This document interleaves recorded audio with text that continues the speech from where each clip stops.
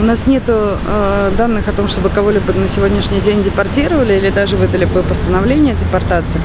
Однако есть большие сложности у некоторых категорий людей с оформлением статуса миграционного. Это касается тех людей, у которых не было украинского гражданства на момент на март месяц. Да?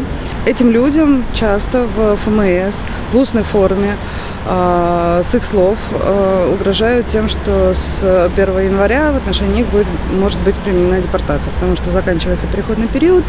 И те люди, которые не оказались на этот момент с каким-то статусом, действительно по российскому законодательству, если оно будет применено в полной мере, может быть применена депортация.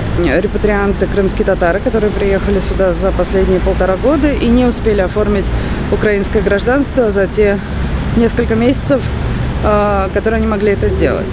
И они приехали, они не успели получить статус, и, соответственно, они не попадают под все российские законы получения вида на жительство или российского гражданства.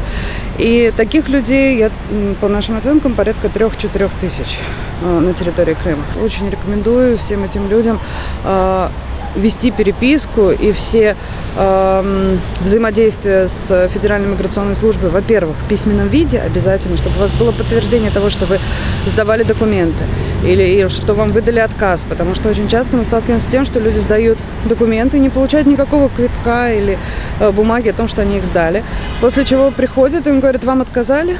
И тоже это происходит в устной форме, нет никакого ни отказа, ни разрешения, ничего. И это не дает возможности не обжаловать в суде и вообще как-то разбираться дальше.